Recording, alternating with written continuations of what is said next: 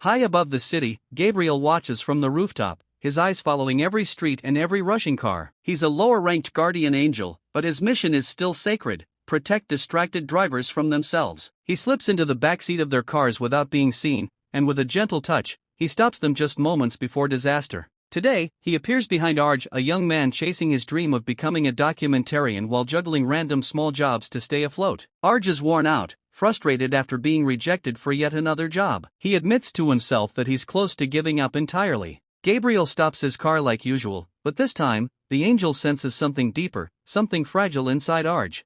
Arj continues with his daily tasks from the job app. His first assignment takes him to a famous bakery, where a massive line stretches out the door. He's not there for himself, someone hired him to hold their place. After 2 long hours, the clerk announces the buns are completely sold out. Arj calls his client, explaining they won't be charged, and pleads with them not to cancel because he spent hours waiting. But the client cancels anyway, and Arj's frustration grows. It gets worse when he realizes a wealthy investor named Jeff bought most of the buns simply because he gets priority status. Arj moves on to the next task, doing laundry for a client, but Arj finally snaps, ranting that the American dream is dead and that the kid's future isn't bright either. The outburst earns him a terrible rating on the app.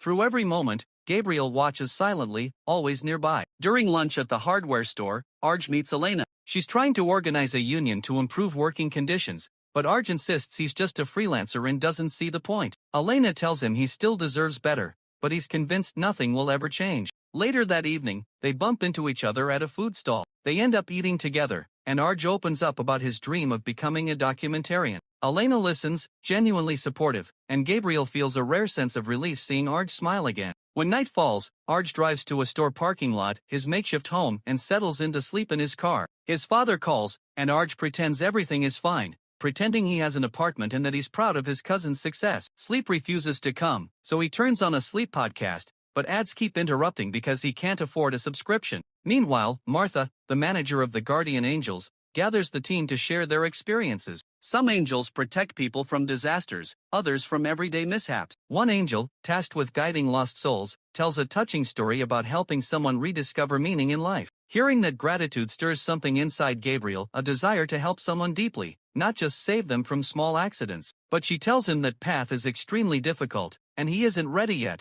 Arj's life keeps spiraling. Guards often find him sleeping in the parking lot, and he has to beg them not to kick him out. He uses the local gym to shower, where he often sees Leonard, a homeless man. One afternoon, Arj gets hired by Jeff, the same rich guy from the bakery. Jeff is impressed, promises him a 5-star rating,